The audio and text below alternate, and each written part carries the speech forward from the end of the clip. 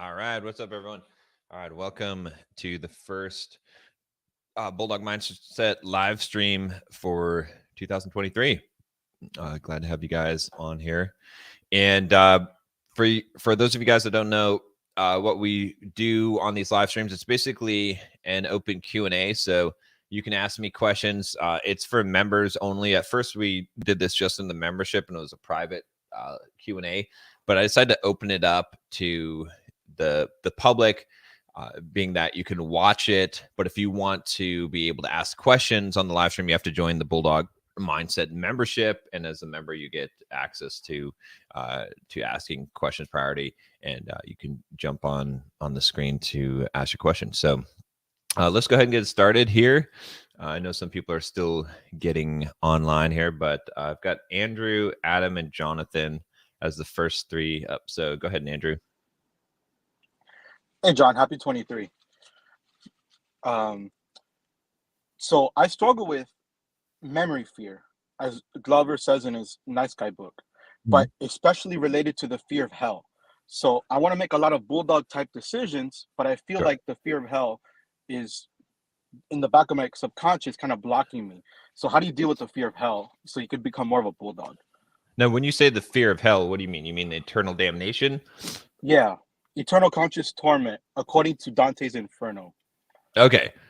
I mean, that's a tough one, right? I came from a pretty religious background, raised Christian, and I even taught a Bible study when I was adult at one point. Now, I've come to not really embrace that theology as much. I think there's aspects of it. I think there's kind of a wider thing. Like, that's just my personal opinion. More of, if you're familiar with Alan Watts and kind of, kind of Eastern philosophy on this, but ultimately, I think what it comes down to is just that. I mean, you can't know for sure, right? We can't know for sure, but in my mind, it doesn't. The idea of eternal damnation doesn't make a lot of sense, right? I mean, I don't want to get too deep into the details of everything here, but what I would say is familiarize yourself on some of the books, some of the concepts that different people have, right? For example, one of the books I'm reading right now is called Seth Speaks. I don't know if you've heard of that before. It's a little out there. It's kind of a woo-woo book. It's essentially someone translating a non-physical entity that's talking about kind of the nature of the universe and everything like that. So it's a little bit weird. Like, don't get me wrong, but there's a lot of books and a lot of concepts out there that are very similar to that, which leads me to kind of the belief that we and I've seen this in in quite a few different places, but what seems to be a recurring theme, let me put it this way, in Eastern philosophy and in religion and in a lot of these different channels, is this idea that we are all sort of part of God, right? That we've almost, we're part of the divine consciousness, and that we come to earth and choose to live the life that we're living, right? To experience different things in order to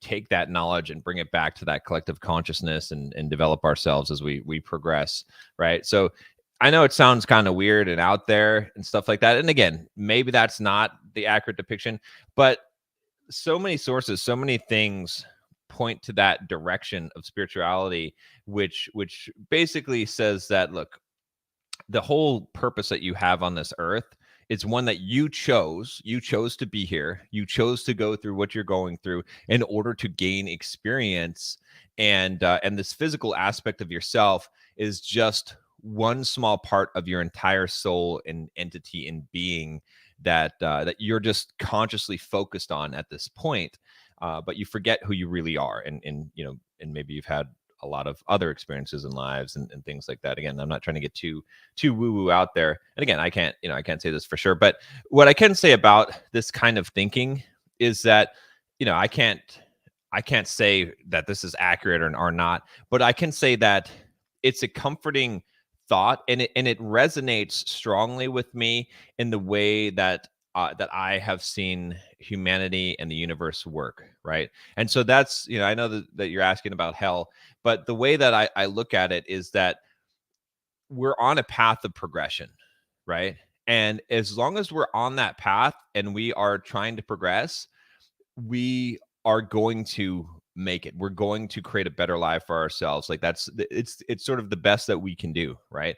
And I think that you can create a personal hell for yourself. I do think that hell exists, right? I think that it exists for the people who choose to be there, right? In the sense that, let's say that you decide to live this life. And again, I don't know if there's multiple lives or not, or whatever, but regardless, let's say that, that you decide to live this life in such a way as that you have a deep hatred for other people. Let's say that you have hatred in your heart, right? And you have decided to feed that dog, right?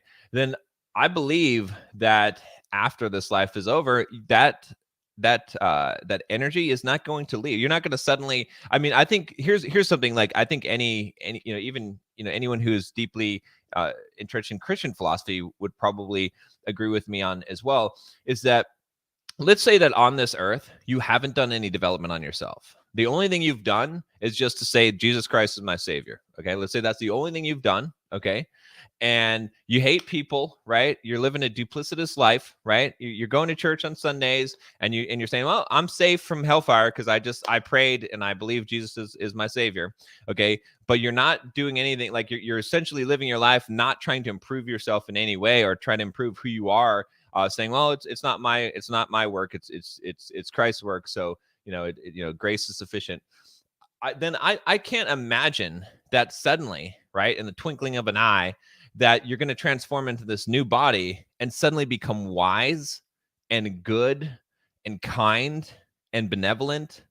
It doesn't make sense to me, right? So that's kind of where I'm getting with this. Again, I'm not trying to knock anyone's religion. If you're Christian, I love you, it's fine. Like, I'm not trying to convince you of anything besides the fact that this one simple thing I would say is it is foolishness to think that the kind of mindset, spirituality, and character that you have now is going to magically transform when you die, right? That, regardless of what you believe will happen after you die. So it is important for us to develop ourselves and grow ourselves and make the most of ourselves while we're here. Again, we don't know what's going to happen later, but it would just be out of this world ridiculous if all of a sudden people who had done no development on themselves, right, and had not worked on their, and when I say development, I don't mean just going to the gym and lifting weights, and right, I'm talking about deep character, like learning how to love humanity and love the world and love people truly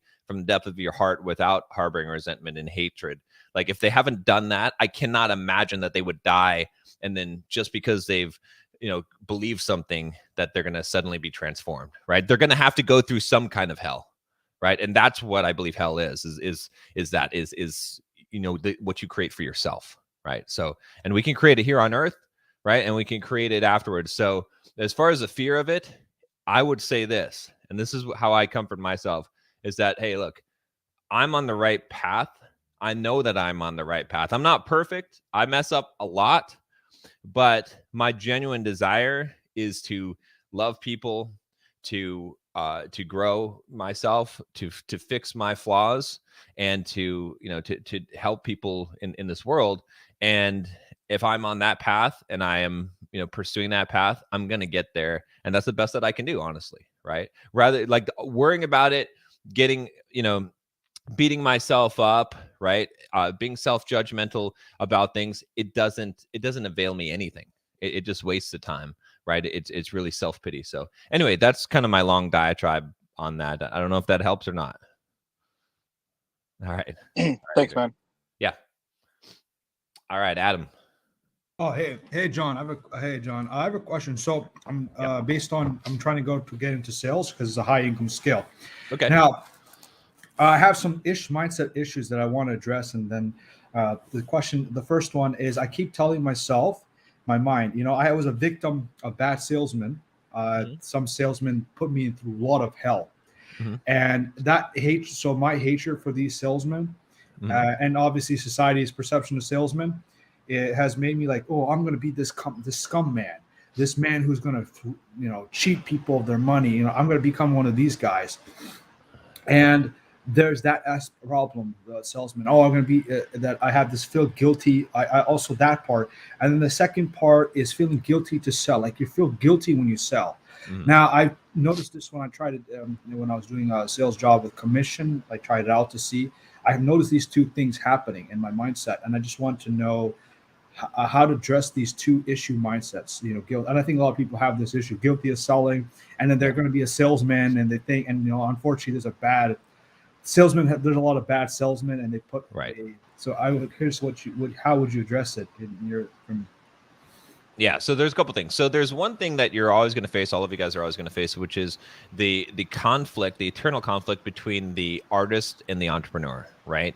The creative and the businessman, right? It's essentially, the artist in me, right, wants to just create YouTube videos and create content with no thought about money at all. I just want to create the art, right? Just whatever is in my heart, I just want to put that out there, right? The entrepreneur in me wants to hustle. Let's make some money, man. Let's let's not waste our time doing shit that doesn't make money, right? Let's use marketing tactics and do these things and whatever needs to be done, right?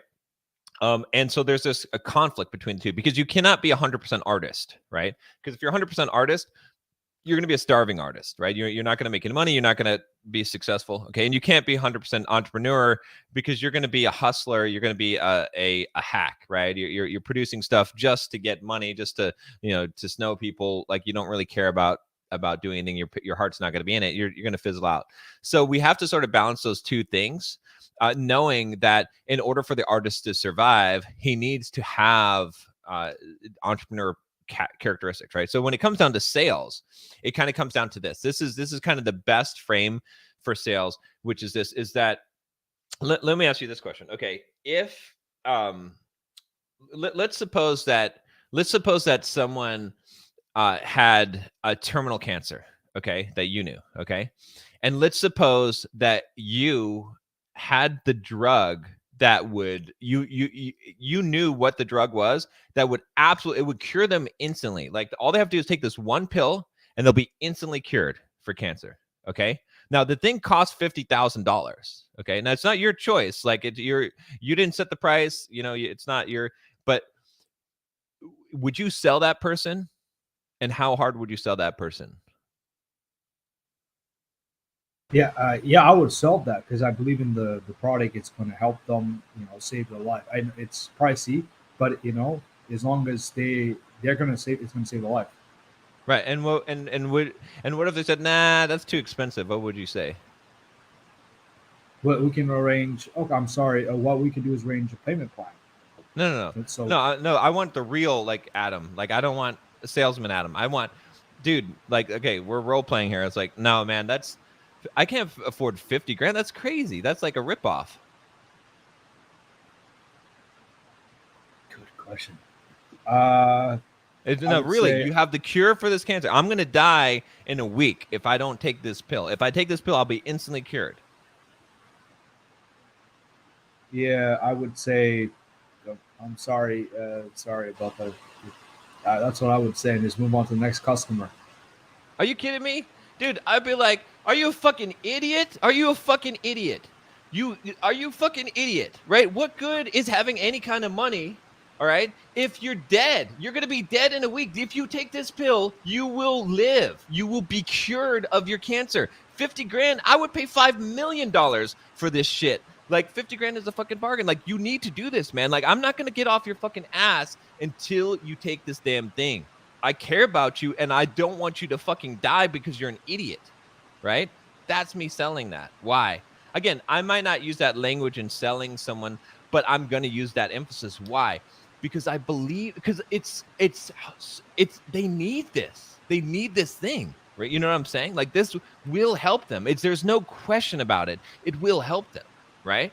So the whole key to this, right, is that you have to truly believe in what you're selling, right? And so let's say that you get a job as a salesperson, right?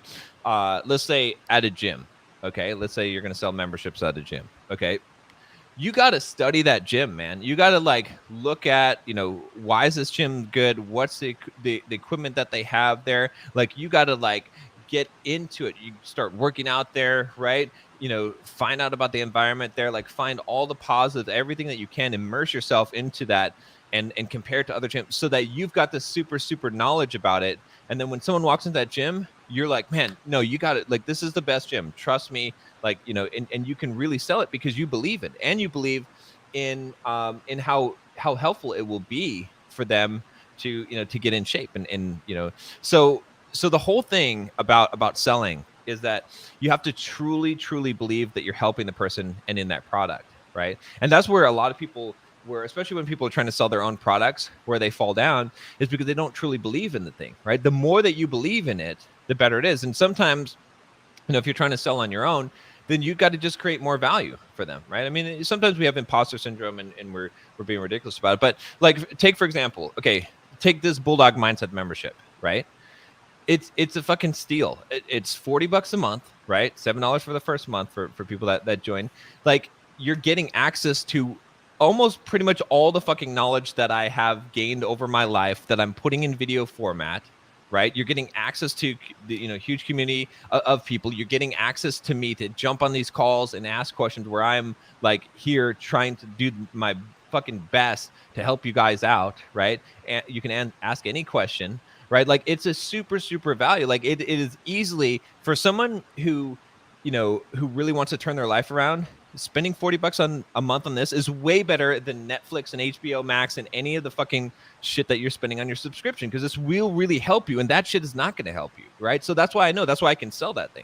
When I talk about my Well That Never Runs Dry program, right? My financial freedom program, man, I became financially free at 33 years old. Okay. I that literally in that program, what I did was I took everything I did, right? Step by step, from getting a job to building a business to investing in real estate, and show you how to do it and help you do that every single week, because I know 100% that if I can do it, that anyone can do it. And it's not that hard, but you just need, all I wanted when I was younger was someone to step in and tell me what to do. If you just tell me what to do, I'll do it. But I didn't have that, and there was no one there, and I had to figure it out all on my own.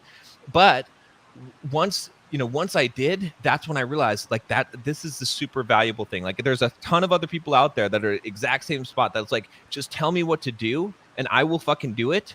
I want to become financially free. I want to become wealthy. Just tell me what to do. And I have it right there. So for me to sell that, for me to say, hey, it's $5,000 to get into this program, that's a fucking steal of a lifetime, right? Hell, I've paid $5,000 for an hour of someone's time, just to talk to them for an hour. And I've thought that was a deal, because I know that the knowledge that they have is going to take me to the next level and earn me a lot more money, right? So that's why. So every single one of the products that I have, if I'm selling it, it's because I truly believe in that thing. And that's the thing, is like, if you want to be a good salesperson and you want to get over that fear of selling and feeling like a scumbag, if you're selling people the cure to cancer and they're going to die if they don't get it, you're not going to feel like a scumbag.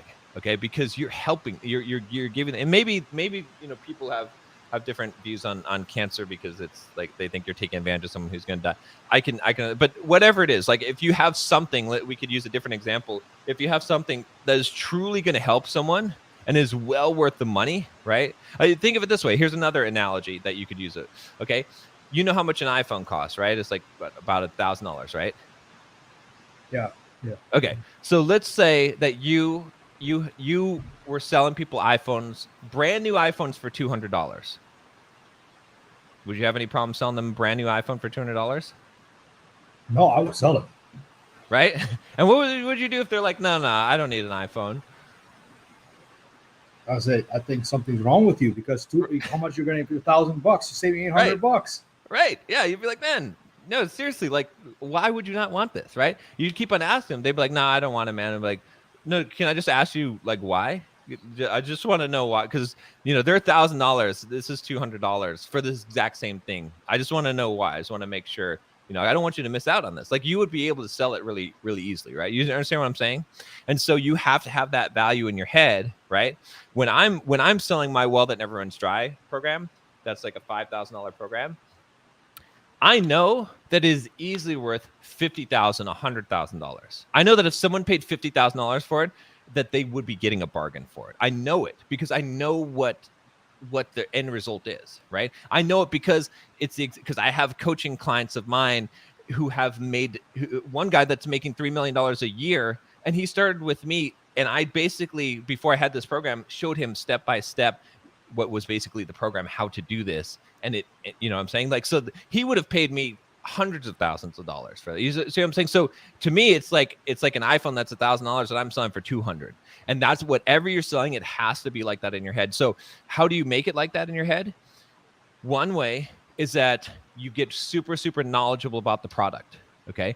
Really just fucking geek out about it. If you're selling for someone else, learn their product, learn why it's valuable, learn all the stuff, read, understand it, understand the ins and outs of the damn thing, right? If you're going to sell a car, you should know all the features of that damn car and why all those things are wonderful and awesome, so that you really understand, you know, have a love for this car. Okay. The second thing that you could do is you can increase the value. If you're selling something on your own, offer something, offer more, keep on offering more and more and more until you feel it's worth the value. Okay. And then the last thing, and this is the worst thing to do, but if you really, really don't feel like, you know, it's worth the value, you can slash the price. Okay, sell it for cheaper, to the point where you do feel like you would sell to someone that's like, you know, they'd have to be crazy to pass up on it. So those are kind of the ways to do it. But a lot of this just comes from that framing of like, if you truly believe you're helping someone, you won't have trouble selling.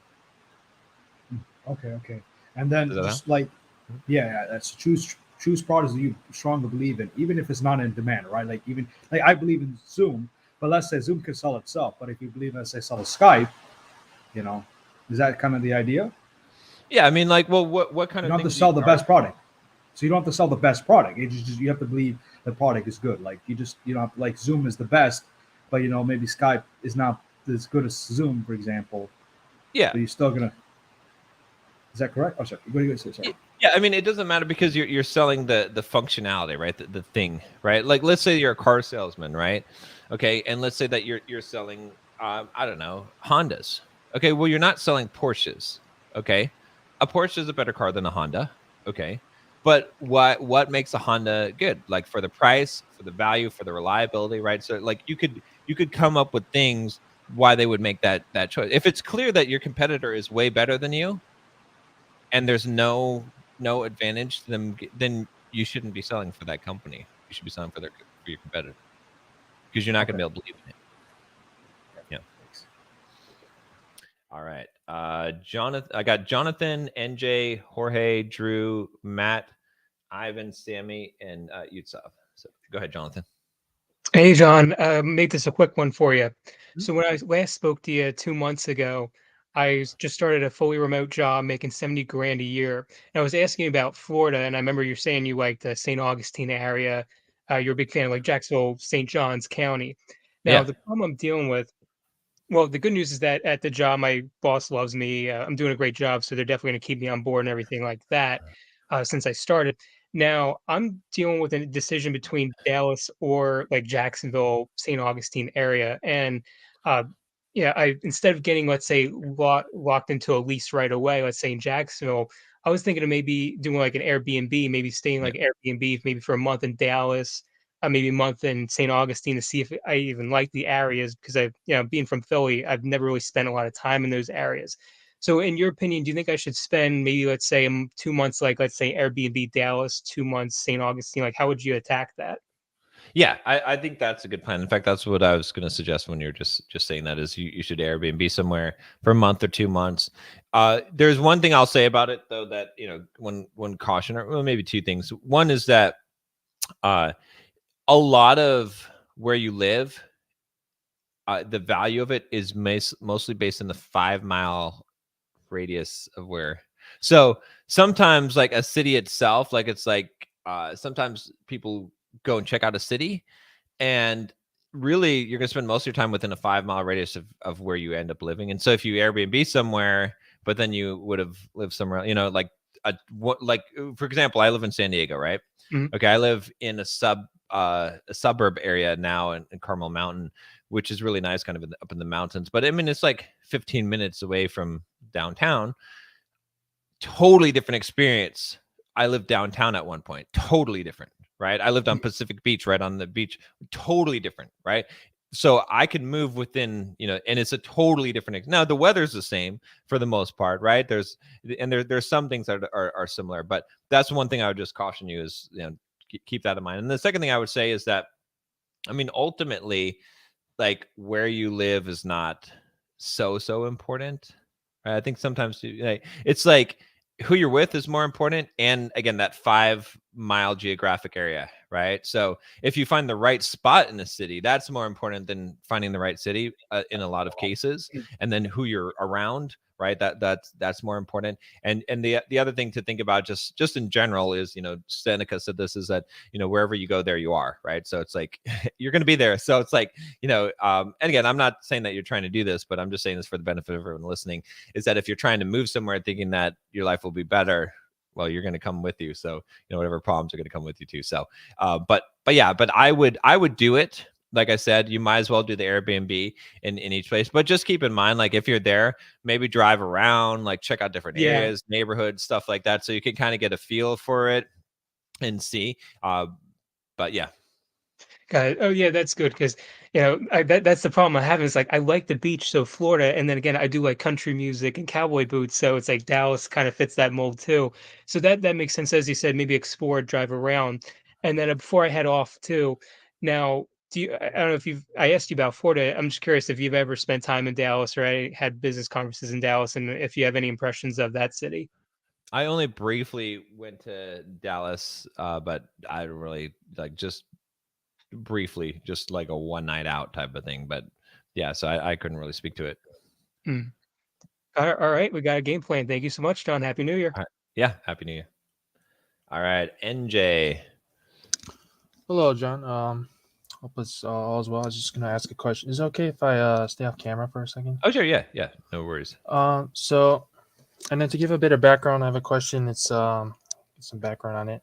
So I'm in it's a work program, and then I'm in an internship. Okay. And so it's looking like I'm probably not gonna convert, and to be hired at the internship due to reasons. And so at the same time, I have to finish it up. I have to finish up the program, and there's another 2 or 3 weeks left, I would say. Okay. And so I guess I'm just trying to figure out what are some ways I can some tips to kind of finish up, even though I know things are not gonna probably pan out when it comes to being hired there. And I do have people that are contacting me probably to maybe get me a job somewhere else or to recruit me or whatever, but I just have to finish up for now. So you're looking for give me a little bit more of a clear question of what you're looking for. I'm just trying to I guess I'm just saying, do you have any tips to deal with the fact that I'm kind of there. I'm not sure if it's gonna. I'm not really feel like I fit at this place because it's I just have to finish it up, and I'm trying to figure what is a way I can kind of handle whatever I feel about that. Okay. I mean, I'll say this. I mean, it's a little bit vague, but I'll say that. Well, okay. So a lot of times I'll get people that I'm coaching, and they will say, I really hate my job and I just need to get a new job, and can you help me do that? And many times I will tell them yes, but no, right? So I will say, look, I can tell you right now what your problem is. It's not your job, it's you, right? And again, I'm not saying this against you, but I'm just saying, in general. And what I mean by it is it's the attitude, right? It's like, use this as an experience to grow, is what I'll tell them. Is okay, well, you can get another job, but the fact that you're so miserable and complaining about your boss and coworkers so much means that there's an opportunity at this position for you that has not been fulfilled yet, right? Because until you can be there and be like not complaining and not have the victim mindset, and and just do your work and grow from that experience, you're not ready for another job because you're just going to ruin that one, right? Again, and I'm not directing this at you. I'm just saying in general that the mindset is this idea that where you're at, it may not be where you should be, okay? And there might not be a future there, and maybe it's not the best environment that you like anyway. But what you need to do in the next 3 weeks or 2 weeks, however much time you have, is think of this as an opportunity to grow. So how are you going to grow in this position, right? So, when I'm out there, I just, I went for a 10-mile run in the mountains yesterday for my training, and I had miscalculated, or the map didn't have the right elevation. So there was a lot more elevation than there was supposed to be, right? So I was like, okay, well, this is an opportunity for me to grow, to learn, right? It's going to be harder, but that's okay. Like, it's good. It's right. You know what I'm saying? So, so that's kind of just the viewpoint that you have to have, is like, you're there, maybe you wanted the intern to become something more. It doesn't look like that's going to happen. It doesn't mean just cruise through the next 2 or 3 weeks. Use this as an experience to say, okay, can I challenge myself to put in my best effort, my best 100% work, even though I know there's nothing for me here? Because that's a character growing thing to do. You see what I'm saying? Again, it's a game that we play with ourselves. It's like, how can we take a situation that isn't the best, and how can we make it not into the best? I think sometimes people have rose-colored glasses and they're like, oh yeah, let's snow ourselves and pretend like everything's great. It's not.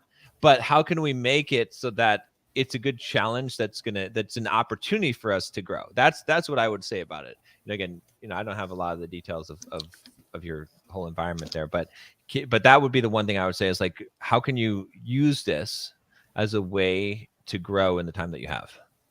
Right. Yeah. That makes sense. And maybe I didn't give a lot of background, and I know it doesn't come off maybe right the way I'm saying it. It's because I was told, because I wanted to be there, but they just kind of told me it wouldn't work out. But I did have another question. If you don't mind, it's kind of just, if I think about some of the things going on, like say like I don't know, shit hits the fan type of situation. Do you think anything will ever happen when it comes to like, prepare for things if the economy crashes, or say, a lot of things happen where, I'm trying to see how to explain it. I don't really think about it too much, but just if the economy crashes and you're kind of stuck in somewhere, and do you think it's ever going to come to something like that in the US, or do you think there's no reason to worry about that right now? I mean, it could come to that. I think that, here's the thing, is like, I think the most skilled people that are working on themselves and and developing their skill set, that they're always going to have jobs, and there's not going to be a problem there, right? But with that same mindset, I would say this, is that winter is coming, right? Always expect that winter is coming, right? The parable of the grasshopper and the ants, right? It's like you need to make sure that that winter is coming. Maybe it doesn't come, but it's coming. At some point it's coming, okay? And with that said, I think we can take a note from Stoic philosophy, in the sense that every single one of you guys that's listening, you should be content and learn to live on meager means, right? So you should be all right with living in not the best place to live, not having a whole lot of food, not having good food, not being able to eat at restaurants, maybe having to fast and having to do a lot of work and be happy, right? I know this sounds kind of weird, but here's the thing about this, right? See, sometimes some of the shit that I do, it's the hard shit I do, is just to prepare me for that, right? It's like, if I'm fasting, if I go on long fasts and I train hard and run for hours at a time, especially fasted, and like I'm working like a dog or whatever, like I'm doing these different things, difficult challenges that, it's making me more Spartan, right? So I don't need much. Just give me I was just talking to my my wife now yesterday, and I was like, I was telling her about, the house that I have. I was like, this is more of a gift for you than anything. She's like, no, this is our house. And I was like, it is. And I love it. But I could live in a car. I'd be happy living in a car. Right? Like, that's me. I could live in a car. Like, I know I could live in a car. I don't need a fucking house even. I just live in a car. I'll go shower at the gym, right? I'll go do my workouts. You know what I mean? I don't need any complicated food. Just give me some fucking eggs, right? And some beans. I'm good, right? You know what I'm saying? Like, it doesn't mean that I don't enjoy some of the modern conveniences of life, but I've trained myself to that. And you know what happens if everyone takes everything away from me? I don't care.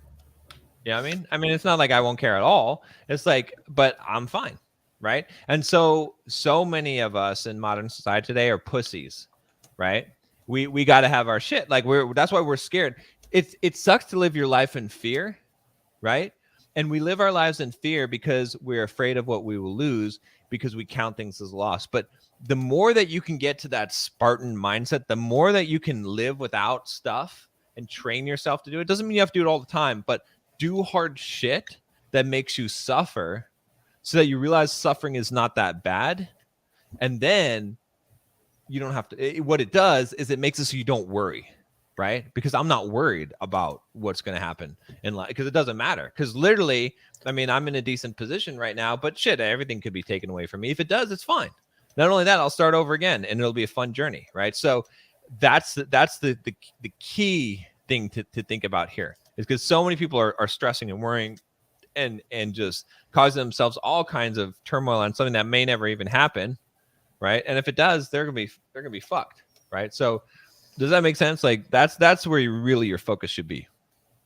Right. That makes a lot of sense. It kind of like you kind of train yourself, and then you will be prepared just in case, and then you'll survive anyway because you've already kind of adjusted just in case, but at the same time focus on what is important now, I think is what you're saying. Exactly. Yeah.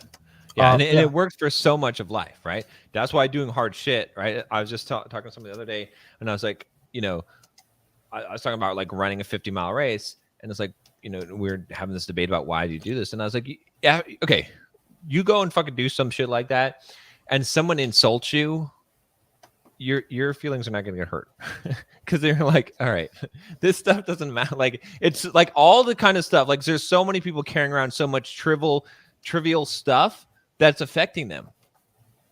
But if you go and do stuff that is really hard, then all that stuff is going to seem like, no matter, all of this shit's going to roll off your back. Because it doesn't matter, because it's so small, It's like, even when people are like, oh, I'm so hungry, I didn't eat breakfast today, I'm like, I have to like hold back my laugh, because I'm like, all right, like, I've gone without food for like 3 days, and ran while doing it. But okay, like, oh, your poor stomach, you're so hungry. Like, I get it, like, that's how they feel, but that's how they feel truly. I don't feel like that when I haven't eaten breakfast or eaten lunch or eaten for a day and busted my ass, because I'm used to it. It doesn't. You see what I'm saying? So we want to make ourselves hard like that, so that even the economic conditions can't affect us. That's really the goal of Stoicism, right? There's a really good book by Nasib Taleb. I always screw up whichever name, but Anti-Fragile. Really, really good book. Awesome. Well, thank you. And I was going to say, I think what you said about selling earlier was really good as well. So thanks. I'll let someone else answer the question. All right. Take care, NJ. All right. Let's see. Jorge, I see your devices aren't connected. Just let me know when you're back on, and I'll get you back in queue. All right, Drew, what's up, man? Sorry, I was kind of busy. No worries. Alrighty. Let's see here. I mean, I was just more just saying hi. All right. Seeing how you're doing. Yeah, I'll ask a question since it's obviously part of the membership, so I'll just get value. So let's see here. What do I want to ask? So pretty much I haven't really showed up to any of the things because I just don't have anything good to report. So what I ended up doing was so pretty much I kind of just rounded out the end of the year. I quit my job like for about 7-8 months, 2 months of unemployment, got a new job, made a little more money. So there was a little forward progression there, I guess. Not really. So yeah, I think for maybe my question would be is, I mean, it's not really a question. Maybe it is. I don't know. Yeah, so pretty much what I'm looking at right now is I don't really, objectively speaking, I saw last year as a total failure. Like I couldn't really quite capitalize on the consistency and all that type of stuff to the level that it needed to be. It was just because I'm pretty certain if that was just solved and the money was there, then successes would be pretty much be automatic, pretty much. So yeah, so pretty much I'm an estimator right now, and I just look at blueprints. So what I ended up doing was, because I pretty much told myself, I'm like, okay, I'm 26, I'm gonna be turning 26. It's a different number than 25-ish. So I'm like, all right, so I feel like I'm like at an impasse point, I feel like, because like on one level, objectively, I feel like I kind of just want stability within the respect that I can just, because I don't want to keep getting this lady here rich. I don't really care to keep paying her my paychecks. It's getting kind of old. So I think I'm kind of like you. I hate renting. I despise renting. I hate it. But on the other part, there's this other part of me, I feel like that I haven't really come close to where I would like to get to. So I started this other YouTube channel. I'm still working on ADHD 101. I've been running shorts. I've been getting sort of good results, but I kind of just turned ADHD 101 into a passion project. And then I'm going to try to focus on, I call this new YouTube channel Engineering and AI. And I'm going to try to build a product rather than content because of Chat GPT. And that kind of just changed the whole entire goddamn situation. Yeah. So I guess my question is right now, I feel like, what do you how do you view this situation? Because on one level, I feel like normal life is very boring for me. Like I get bored very, very easily. Like I can't see myself living last year for 30 years. Like I'm already bored of life, I guess. Like everything just bores the fuck out of me. I'm always bored. Everything bores me. Like I'm just like, I got a raise and I don't even care about it. Like I really don't care at all. So it's like, I feel like, but the only way I feel like I'm useful to society, not that I care if I'm useful, is if I'm doing extreme shit. Like I need to be like, the only way I can, it's not that I can't function in a normal like thing, but I need incredible pressure. I need like incredible extreme. The more extreme, the more busy, the better it is. And if I don't have that, then I'm just bored again. And then I just don't give a shit. So pretty much I'm thinking of three paths right now. One where I try to do the product-based business. And if I do that, it's going to take a long ass time. We're talking like long time. But if I'm successful, I think the dividends will be incredible, but who knows how long that'll take. I don't know the time span. The second one is I just kind of opt out of the bullshit of the private sector. You know, I had another idea of sales for a little bit, but I don't know, nothing obvious. Or I could try the army and just opt out for VA home loan. And then I could just fire her. She gets fired. And then I become the landlord at least. So that's something is better than nothing. And then I just kind of, I don't know, delayed on. Good.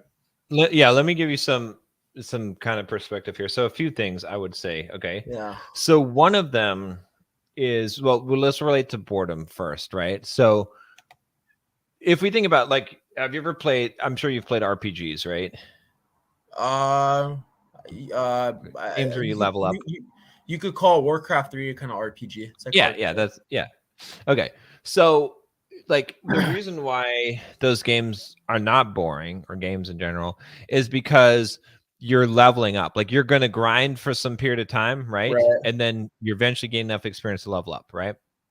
So I was just thinking about this yesterday when I was doing my run. I was like, man, I do a lot of boring shit, kind of, right? So it's like, because I like yesterday, I did a 10-mile run, and the day before I did a 10-mile run in the mountains, and it's like a 2-hour, run out there, and I got to do like 20 miles on Sunday, and it's like, why am I doing this? Like, this is like, this is boring, kind of, in a way, but it's a grind. Like I'm doing a lot of things. Like I played poker. I did a lot of things that involved a grind. Right. And so the thing about it is that because you're leveling up, because it's the same thing. Like when I'm running, I'm out there running, putting hours and hours into a run. Not any one run is going to help me. And, I'm not going to get any kind of benefit from any one run, but together, it raises my level of experience, and I level up and I become faster and better. Now, what is the point to that? There is no point to that, right? Because let's say I level up to as a runner. I mean, but I feel like I don't think. No, I mean, you're the one who got me into running, I believe. I mean, that's you're the reason why I started running. Right. But let me get to okay. So there is no point, right? If I level up as a runner, it doesn't matter, right? Yeah. Like I can be faster, big deal, right? You know, I'm not trying to make money from it. You know, it's not so, but the point is that I've made it a point. Just like a game has no point, right? Like if you go and play World of Warcraft 3 or World of Warcraft, right? There's no point. Like, I mean, there's a point to the game, but there's no point in life. Like it doesn't matter. It doesn't like if you beat Warcraft 3, it doesn't do anything for you, right? Sure. So but it does something for you psychologically because humans are driven by goals and by focus, right? And so the thing is, you just have to make a game out of all the things that you're doing so that the grind becomes part of the game, so that the level up is meaningful to you, right? Because when you're saying I'm bored, well, all that you're saying is that I have not ascribed meaning yet to what I am doing, right? And you have to ascribe that meaning. Right. So I think that yeah, no, I mean, I don't disagree with it. I think those are obviously it's great information. You know what I mean? So I think that I don't, maybe boredom is not the right word. I think it's called apathy. I think that's a better way. It's more like, let's say let's say theoretically my superintendent, right? We talk about business for 3 years. Let's say she gave me a $30 raise. Okay, so could I care about it? Could I gamify it? Sure. But my automatic state is just to not care. I don't really have a choice. Like in other words, like ironically enough, I found that interesting because you brought up the running part and then you said it was pointless. For me, I like it because it's like it gives me some level of stimulation to where I can I give an analogy to like being deaf. Like you can't hear shit. So the louder the noise, then I'm like a well, like I can hear it. But if I'm apathetic, I can't hear nothing. Like you tell me, oh, this is important. I'm all like, I don't feel shit. So it's like, here, take this. Let's kind of summarize. So this is where I'm going to take you. I think this is good because I think this solves both problems, right? Because you're asking these questions: should I join the military or should I get a VA loan? Should I do all the okay? Here's what you need to do: pick out a goal for a medium to short term goal on the horizon. And it doesn't even matter what the fuck it is. Just because because you need pressure and you thrive. I mean, you're not different than most humans, maybe in a little way that like you need it more than other people, but ultimately you need a focus, right? So let's even take the running, right? You're running right now. Are you signed up for a race? Yeah, so I did one in January. I've been trying to maintain a schedule of Thursday, Friday, Saturday, Sunday, and I'm gonna try to do another one, then a 50-mile race at some point. No, I haven't done another one yet. Yeah, let's sign up for that, or sign up for. Have you done a marathon yet? I've already ran a marathon, but it's not an official marathon. So okay, well, let's sign up for an official marathon and start training for that thing. Right, unless you want to sign up for a 50-mile race and train, it's gonna take up a lot of time. Your time. I'm good on a 50-mile. That shit fucking hurts. 30 miles was horrible. It was awful. Good luck with your 66.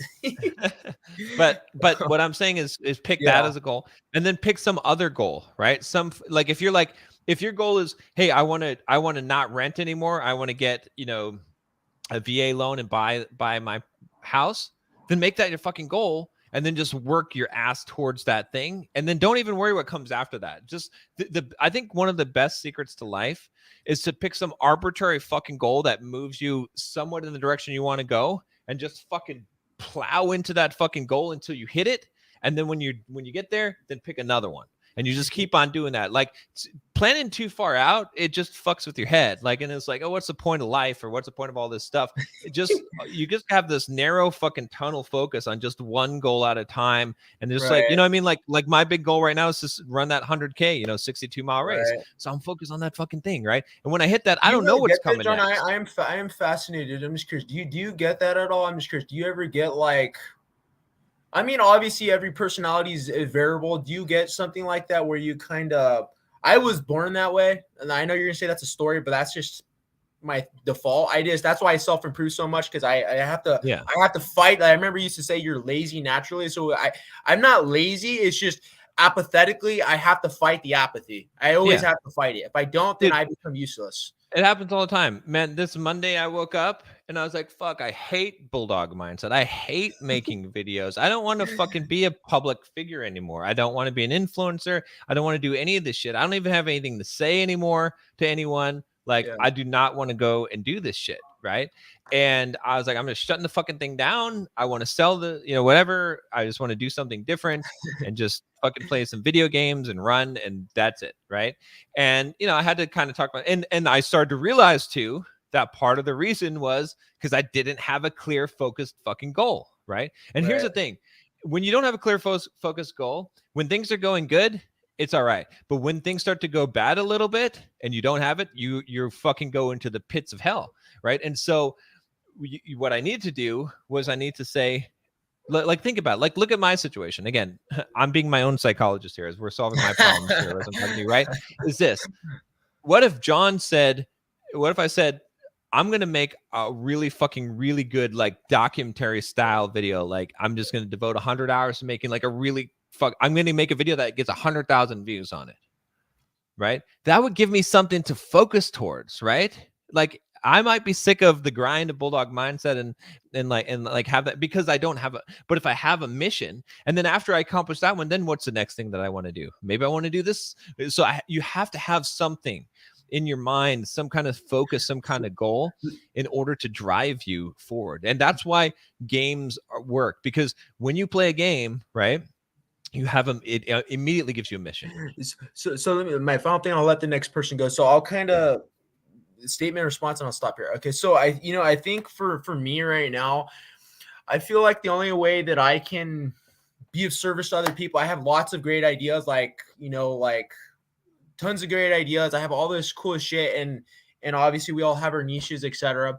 I feel like what I almost want in a way is like, I want to obsessively focus on a really hard problem just until the day that I die. Like, because if I don't do that, I just go back to the same shit again. And what's the point in anything? Like I'll like literally, like, I can, like, the only reason I even want money is just so I can have freedom. Yeah, I like $1 million, cool, but like, I don't really care, to be honest. Just paper. I really don't give a shit that much. Like, if I had your money, I would just.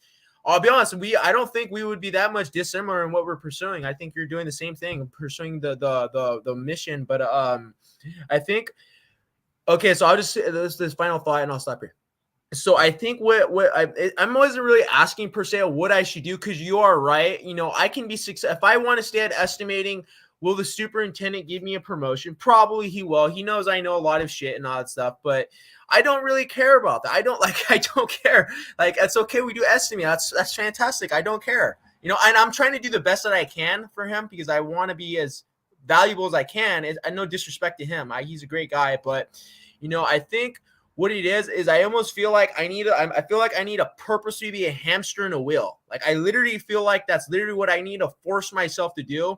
Because if I just sit around, like, I can't even sit around for 30 minutes this morning. 30 minutes this morning, I was totally depressed. I was like, and I've been listening to tons of self-improvement books. Nothing helps. It's the same shit. Like, it just comes back and I'm right back to where I started.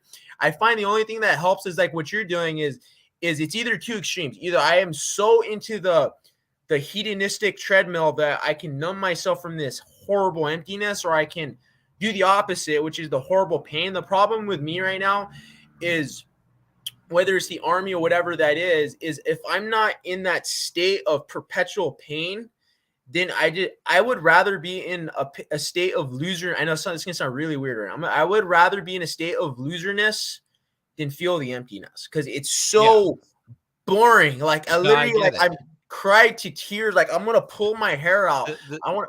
So, I get it, Drew. We got to move on to the next person. Right. But, no but the solution is, like I said, is picking goals out so that you can have that focus. Even if they're small ones that just get you, even if just for the day, you're going to make a fucking game of the day and have a goal for the day.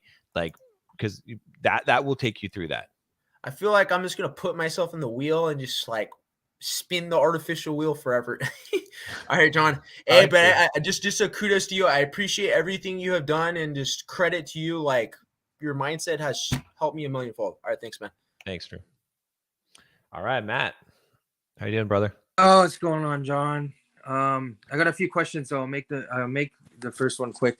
My question is: so recently, I messaged you. I told you I converted on Kevin Ray Wilder. He wants to collab with you, by the way, as well as Nama Cates for the Black Pill Medicine channel. Okay. And those were two of my top 50 from the list from the well.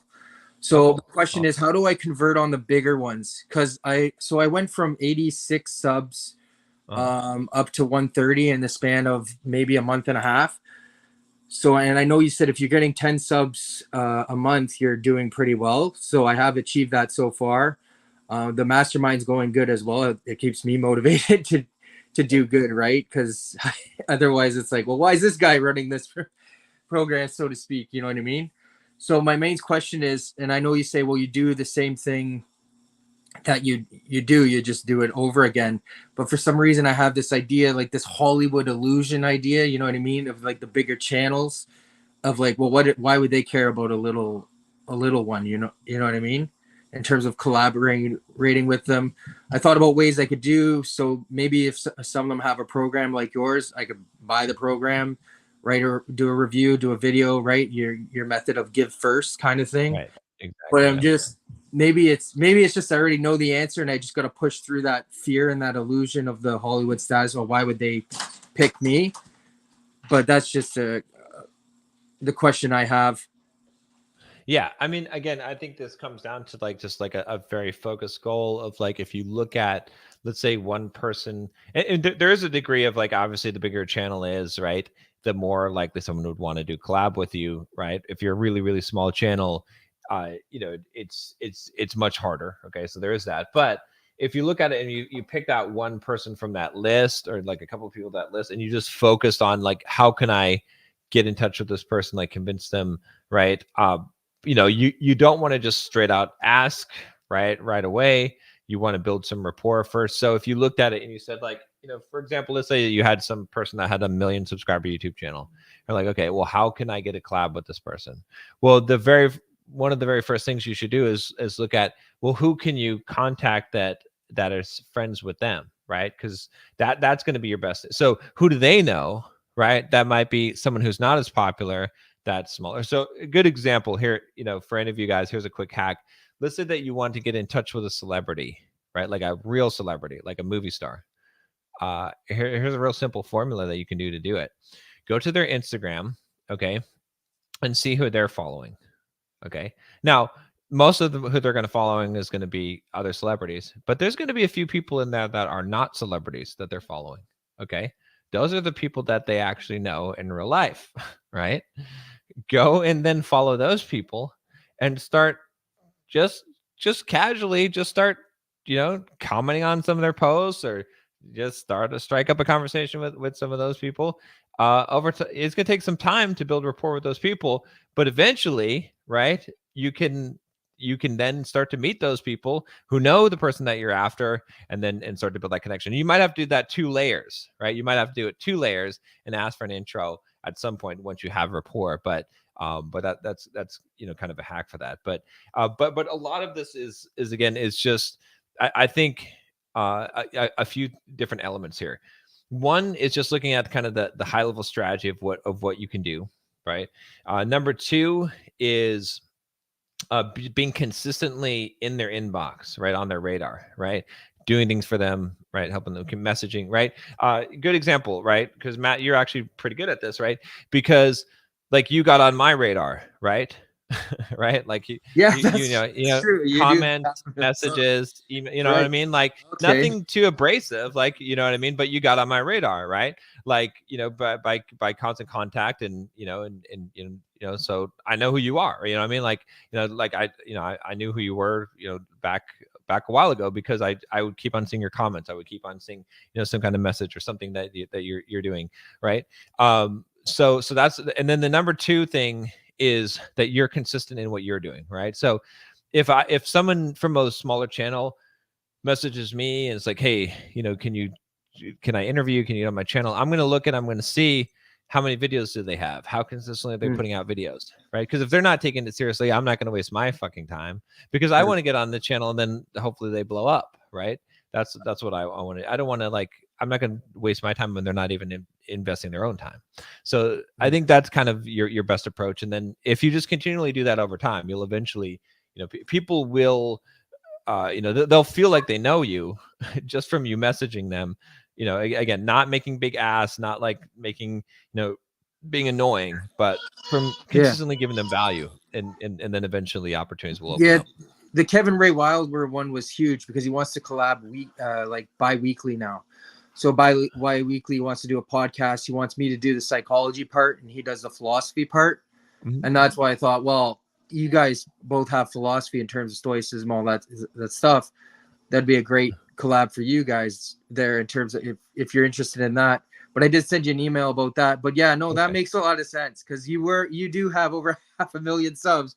And technically, yeah, you would be considered like one of the top 50 if I didn't know you to get in touch. Like you would be one of the top ones. So, so I just kind of as if I didn't clue in on that one. But yeah, no, okay. And I have been consistent, especially since doing the mastermind. I've been doing videos weekly, and my wife's even joined on. We did a last one was a hot tub live Q&A. Yeah. Okay. So yeah. All right. The other question, I'll give people more time here. I'll answer in the premium one, and then I'll see you later. I think for the well, I think. Okay. Yeah. For the platinum membership, I think you're saying. Yeah. Yeah. Oh well, then the other thing too, the community members meeting, isn't it today? Yeah. Yeah. Yeah. We got that going on today too. So okay. All right. Cool, Matt. All right. Yeah. So if you guys don't know, Matt is he helps out with the community in both the Bulldog Mindset membership and he's also a member of the Well That Never Runs Dry Financial Freedom Program. So if you guys wanted to join that, you can go. You can join the membership if you want to be able to jump on these. You get access to all of the weekly videos that have come out on all different topics, and then the Well That Never Runs Dry program. If you send me an email asking about the Well That Never Runs Dry, I'll make sure that you get hooked up with a nice discount on that as well, since you're going directly through me. So, all right, let me see where we're at. I think we're at Ivan. Hey, Ivan. Hello. How you doing? Happy New Year. Happy New Year. I have a question here. I have recently discovered that rather than just having random habits, if you choose properly your identities, that's a very powerful force for acquiring. Actually, sorry if you hear the background noise. It's just That's fine. Anyway, yeah. So my question is, what would you consider great identities to acquire besides being disciplined as a person? What would be good identities to have a few select ones? Because I of course I don't want to get a bunch of those and then get contradicting ones. What would you say are good identities to acquire? Yeah. So the best, well, first of all, like I consider identity to be the most powerful force in the universe, right? Our identity, what we believe about ourselves, it shapes more strongly who we are and what we do than any other thing, right? And identity is something that it changes the world, right? When we have collective identities. So, so with that said, one of the biggest problems with identity is that we attach to things that are temporary in nature, right? So you look at like Buddha and in sort of the kind of Eastern philosophy around non-attachment, right? And that's what it's really talking about, right? It's talking about this idea of not attaching yourself. You should be non-attached, fully present, but not attached. Okay, so what does that mean? In terms of identity is our way of attaching onto things. Identity equals attachment, you can almost say, right? And so when we think about this, we have to think about, okay, well, what is a beneficial identity? Well, for example, let's say that you are a police officer. All right, if your identity is attached to being a police officer, that's maybe not the best identity.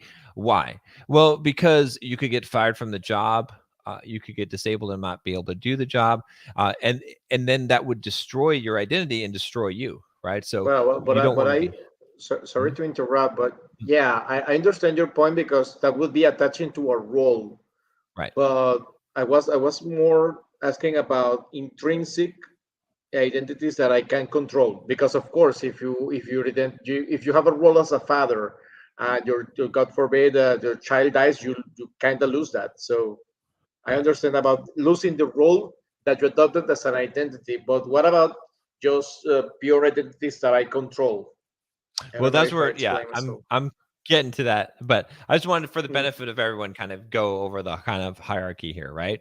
So we've kind of have these outer circle, right? So roles, like you said, are identities we don't want to attach to, because those things can change, right? And those, Exactly. and then like roles that are like given to us, like father, lawyer, doctor, police officer, software developer, those ones are, perhaps the most dangerous, right? And then there's kind of an inner circle of roles, not necessarily roles, but identities that are still changeable, which is like, I'm strong, I'm healthy, I'm young, right? Those are not roles, but there's also bad, because they're going to change, or they could change, right? These I are have black things, hair.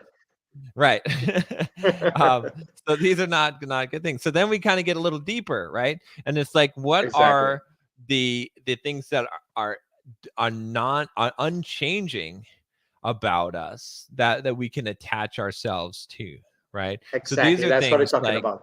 right, this is where kind of the Bulldog mindset of having discipline, right, of willpower, of being magnanimous, right, of being a loving, kind human being, right, being accepting, right, practicing acceptance, understanding, right, those are the kind of things. So what it really comes down to is that our identity can be attached to character attributes that we possess, right? Now we have to be careful with those, in terms of that, in many times we can feel completely out of alignment when we're not living up to those characters, and there's still a deeper identity yet beyond that, because we truly do have an identity. We just are discovering what it is. We're attaching to all these random things until we kind of find, and what happens is, see, here's how life will guide you on this path. Whatever you attach to will be ripped from you, and it will shatter your identity, and then you'll have to go deeper, right? And so we have to keep on going deeper and deeper and deeper, So right? And so at the Mhm. would you say that instead of trying to shape the identity deliberately, would you say that the identity is something that it's best discovered? You have to, it's sort of, it's almost like this, right? You're sort of the forgetful artist, right? The blind artist. Like, you don't know what you're creating, but you have a a lost memory within you that is making you chisel it out of stone, right? And so it is not necessarily that you are just discovering it. It's that the very will that is within you to become something is what you are. But I believe that we Could you please don't. repeat that? Yeah. Uh, So let me put it in different terms. My yeah. belief, okay, is that we don't decide who we are, and we don't transform ourselves. Instead, what we do is we peel back who we're not, right? And so my belief is that whatever desire that you have, it comes from who you actually are, right? So a lot of guys that are listening to this, you want to be, ripped and fit, and have social skills, and be successful financially, and all these things, and be masculine. You have different levels of what you want, right? But somewhere along those lines, that's because that's who you truly are. You truly are a fucking beast. You truly are a lion, right? But you have all this cruft on you that's preventing you from being those things, and you have to get rid of all that stuff, brush all that stuff off, and then the true you will emerge. And so what you desire to be is actually who you really are. That's why you desire it. Otherwise you wouldn't desire it. That's what my belief is. And so that kind of goes along with identity. So kind of tying this all back together, right? You do have to shape your identity. Okay. The way that we shape our identity is mainly through two ways: environment and action. right? So you are what Yeah. you brine in. You put a cucumber in pickle juice, it will become a pickle, right? So what if you have an idea of who you want to be, of what you want your identity to be, you can't directly control that, just like you can't directly control your beliefs. But what you can do is change your environment, be around the people who have the attributes that you want to have, read the things, right? Do all those things. Go ahead. So whatever I so desire to become, I am already. Right. However, I am in the path uh, of of of removing everything that is inhibiting me to finally become what I have truly set for myself to be the standard. Is that it? Exactly. So think of it this way, right? So take me for instance, right? Because a lot of you guys have been watching my videos for a long time, right? If you go back and watch videos from 7-8 years ago, totally different person, right? So what happened? Yes. Did I transform myself? And which is the more authentic John? The John you see now talking to you, or the John from 7 or 8 years ago? Right? They're totally different people, but which one's more authentic? I would argue that this John is more authentic, that he's speaking more from the heart, uninhibited, and because it's who was trapped inside that other John and he couldn't get out. And that other John had to shape himself into what he already was. It wasn't that I transformed, it was that I already was this guy. It was just that I had all of these things that were burdening me. I had social anxiety, right? I had a lack of confidence in myself, right? I had all these insecurities and all these things that were weighing on me, causing me to be, the meek version that I was, and not who I truly was, right? Which is, I had the desire to become. And so most people never actually make that metamorphosis and change. So when you think about shaping your identity, again, you have that concept of who you want to be. That's the identity that, like, so in kind of the exercise that all of you guys can do is you can say, all right, what does it look like? The picture of me, like the best version of me, right? They say that, hell is meeting the person who you could have been, right? Is when the person you are meets the person you could have been. So who's that person you could have been, right? Imagine, right? What does that guy look like, right? The version of yourself. How's he talk? How's he walk, right? How does he respond around women? How does he, handle his life? How does he get up in the morning, go to the gym? Like all those things. Like imagine all that stuff. Okay, that's the identity that you want to have. Now, let's make that identity. How do we make that identity? By two things. One, environment. Change your environment around the people, the books, listen, whatever you're taking in. Okay. And number two, action, right? If you do something over and over again, your brain, your subconscious will say, well, I must fucking be that, right? So, I talk about this all the time, but with my running, right? I'm 225 pounds. I'm not supposed to be an endurance runner, an ultra marathoner by any means. Okay. But I fucking do it. And so my like when you run, hundreds and hundreds of thousands of miles, your brain, your subconscious says, well, I guess you're a runner, right? I never thought of myself as a runner. I couldn't convince myself I was a runner. The only way for me to become a runner was for me to actually do it so many fucking times that it's like the default. The same with being an entrepreneur, right? So you do some action of the identity over and over again until you become that identity.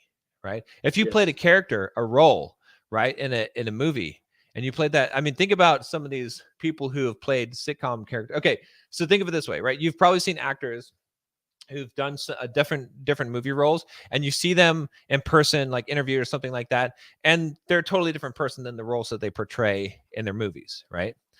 Totally, but have you ever seen an actor who's done a sitcom for 12 years? And then you've seen them interviewed? They're the same as their character. Yeah, same right? I mean, they became their character. Yeah, they became their character. You are what you pretend to be. Like, so that you want to change your identity, change the role that you're in your. So that's why that's why I ask, because you gotta be careful with who you choose to be, because after all, you will become that. I mean, you say with the knife edge, each time you add butter, you will become fat in a year. So. Right. The same as whatever you do for yourself.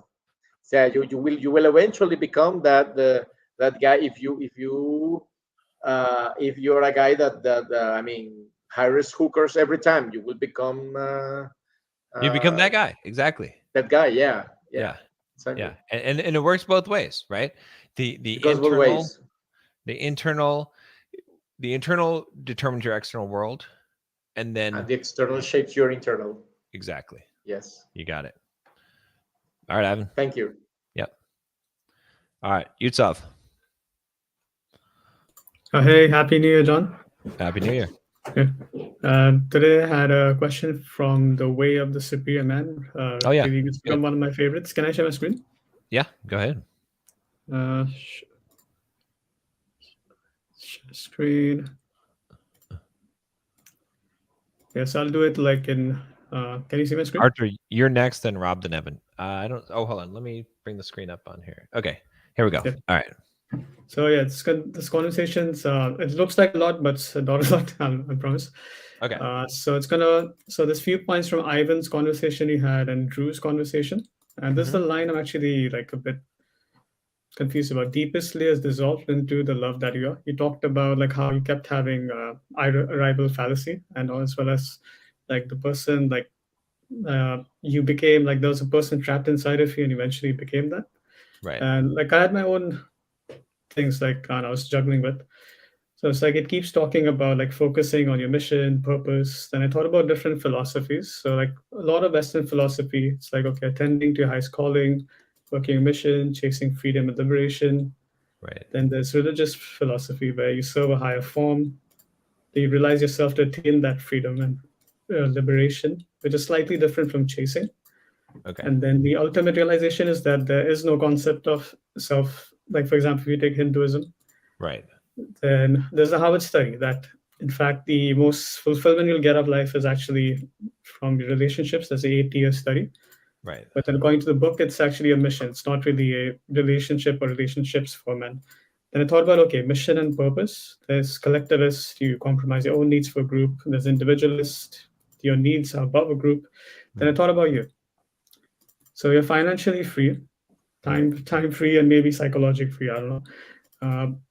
So as a father, I think like a lot of collectivist people, they like spend their entire lives trying to do the best for the next generation. But I think like if you're financially free, you're probably above that point already.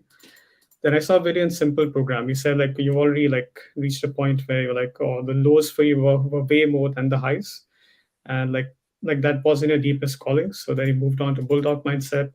Then Bulldog mindset, you said, okay, one day if I retire, I'll be happy. Then now like, you had a conversation with Drew. You're like, oh, no, I don't want to do Bulldog mindset. Yeah. Right. So is there such thing as the deepest layer, or it's like you have arrival fallacy till the day you die?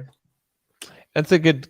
Okay. So let me kind of break here. Let's start with this. Let's talk about this.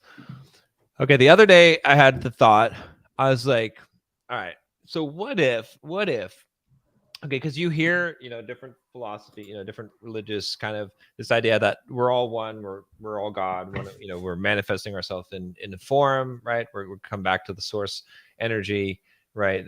Those kind of things, it's said in different ways at different times. But I thought about this. I was like, what if who I am, right? Like the true soul, spiritual entity that I am, what if I exist on this planet at this time as multiple people, right? What if the puppet master, which is the true me, has multiple puppets that he's manipulating at the same time, multiple avatars in this realm? Do you understand what I'm saying? At the same time, what if I am me, but I'm also someone else living somewhere else on the same planet at the same time? Now, the reason why I'm saying this, it might seem far off base to answer your question, is because I think that kind of, that line of thinking sort of makes you see kind of perhaps what it would be like to not have a self, right? Because not having a self, it doesn't mean annihilation.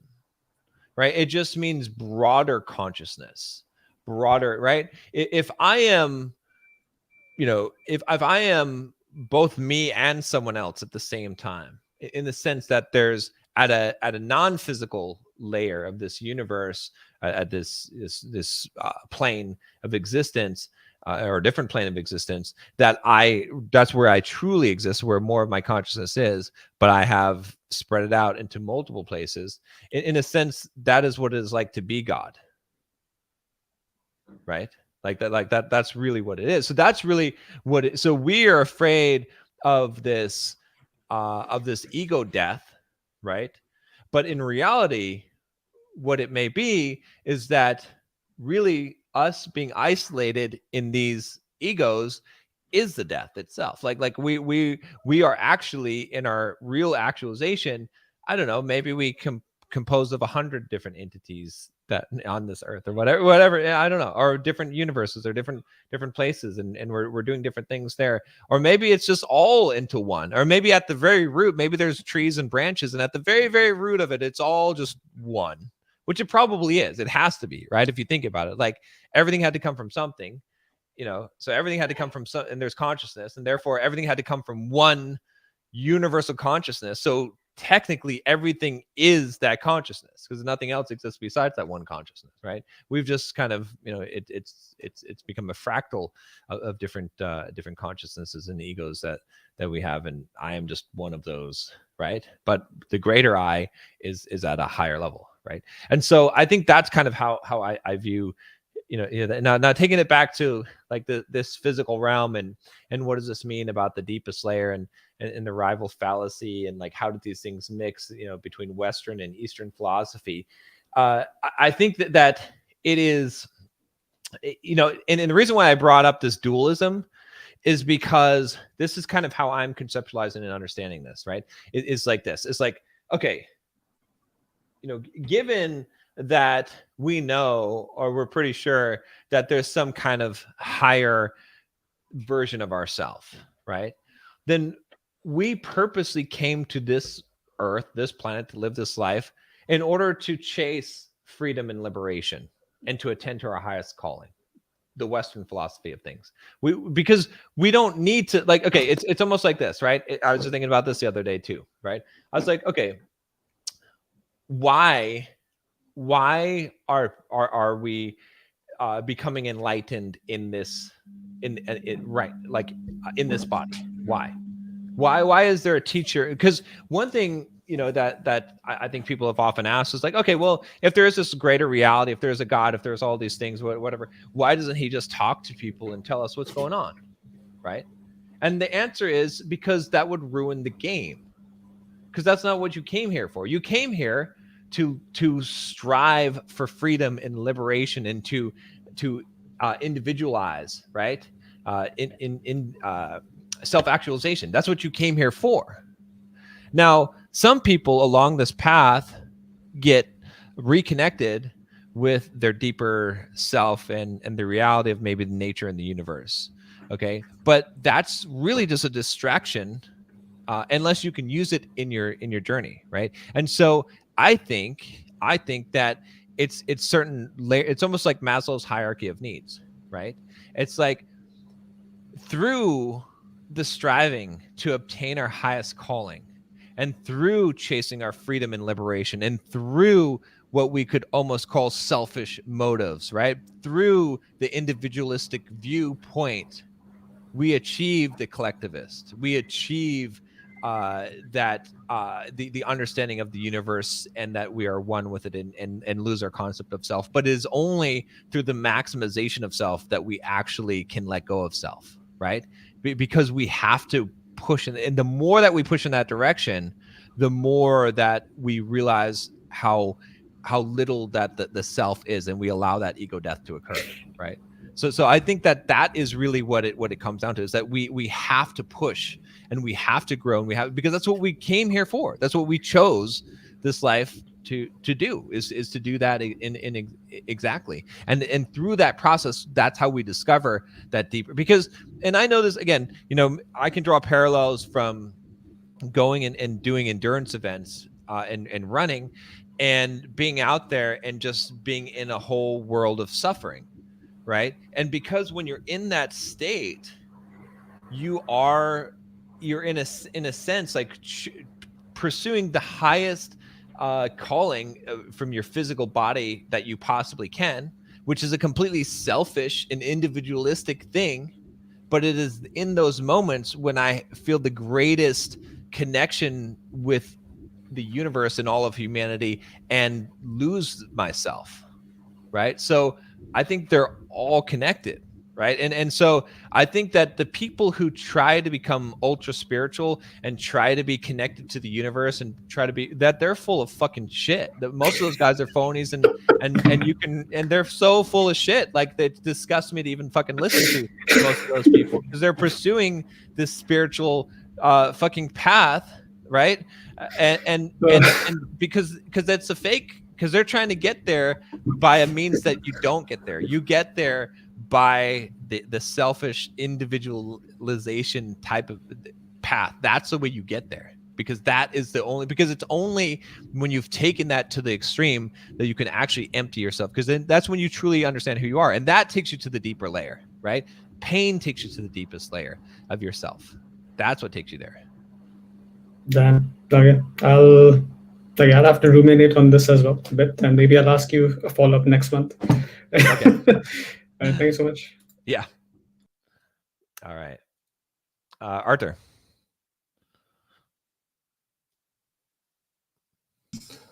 Hi, John. How are you? Happy New Year. Yeah, I have a question regarding the buying business. What is your opinion on buying physical versus buying online? Like, in terms of buying physical with the goal to automate, hire operator. So as I see, it seems to me for the physical, it's like less multiples as a cost of business, it's less competition. Its financing is easier.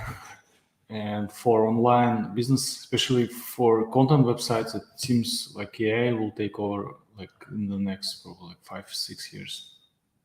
What would you buy as the first business? I mean, it depends on what your objective is, what you're trying to achieve. If you're trying to just achieve sort of freedom from the regular working world, then buying a physical business might be a good way to go, because it's going to get you there quicker, right?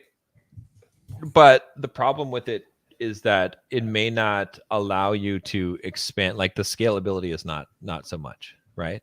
You know, if I had a choice, obviously I would want to buy an online business, right? Or I would get a physical business where it's a large enough business where I have professional management running the business, and then I could scale that up. And really the huge value in physical businesses is where you have a lot of them, where you're essentially acquiring, for example, I had a coaching client of mine who was acquiring cleaning companies. He had a cleaning company, he's acquiring cleaning companies, right? And then he wanted to sell that whole collection of cleaning companies off to a much larger business for a huge multiple, right?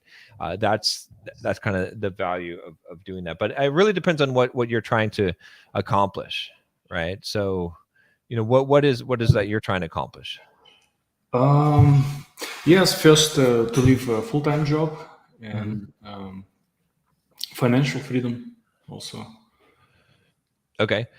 So, I mean, to just leave a full-time job, why would you choose a physical business over an online business? Because online, it seems I was like looking on the deal.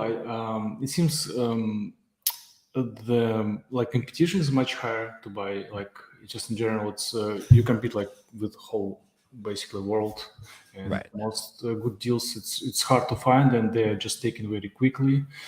And it's also more, I think, risky with like Google ranks. It changes a lot, and right now there is a ChatGPT, for example. Instead of just browsing content, it's like going through websites. It's just easier to write a query, get a response. For Amazon FBA, I was doing that before, and it's like, I think e-commerce, it's very, in general, it's oversaturated, and it's very, very competitive. Software as a service, it's very expensive. Very expensive, yeah. And it's also, you need to know what you do, otherwise you can just... I would say this is what I would suggest that you do. I mean, I was just one of two routes. One is to buy a very small online business that you can run part-time just to get the hang of it and just to see how go through that whole process. Or you could buy a larger physical business, and then you're getting out of the normal job, but and you can run that business and make some decent money, and then hopefully expand to a point where it's like a physical business is not going to get you financially free by itself. That's what I would say, right? But it can get you out of the job. And then if you've got the right skills and you can automate and use some of your technical skills to automate a lot of that physical business, you can get to a point where you have income coming in, and then you can devote your focus to something else. What do you mean by it's won't set like to become financial free? Or what is the difference comparing to like online business? Well, I mean, the difference is the scalability, right? And even if a business itself is not going to make you financially free, right? A business is going to give you the means to become financially free, because what's going to make you financially free is having enough income that's coming in that you can invest into something like real estate that's actually going to produce the true financial freedom. Because as long as you're relying on business income, I would not say that you're financially free. Yes, I was planning. I'm already doing that, and I was planning to also do more. Yeah, that's a tough one. We could talk about it. I mean, I think it's kind of hard to ask in a generic, answer in a generic. If you wanted to do like a coaching call, or if you wanted to join the Well program, and we could talk about it in there, where we could go more in depth and look at the details and the numbers, I think that might be helpful to you. But in general, I would say that, it's in a physical business, you're right, the multiplier is going to be lower, and it is, but the scalability is much less because it's geographic area, right? So you have to buy multiple businesses. You have to expand out, open up multiple stores in order to really grow, because you can't grow beyond, that geographic area, whatever the market is there. With an online business, the sky's the limit. Like there's no limit to no geographical limit. Mm-hmm. And do you guys analyze also the deals on your program, like on Well that never runs dry, or do you go through the deals? You have a coaching call, not like weekly calls? Yeah, we do weekly calls on every Monday, and then we go through deals, and yeah. Excellent. Okay, awesome. Thank you, John. Yep. All right. We're out of time, guys. So sorry about that, Rob and Evan didn't have time to get to your questions today, but next time, hopefully we can get to them. And we do have a platinum call coming up if you are part of the platinum membership. Otherwise, you can shoot me an email too if you want it. I can try to get a kind of a quicker answer to one of your questions. All right, guys, thanks for joining. And remember, if you want to ask questions on the stream, join the Bulldog Mindset membership. And if you are interested in financial freedom, shoot me an email, and I don't have the links in there today, but I can hook you up with a discount on the Well That Never Runs Dry program. We do weekly group coaching calls there, where we talk about buying real estate, buying business, and investing and basically setting yourself up to become financially free. So, all right, guys, take care.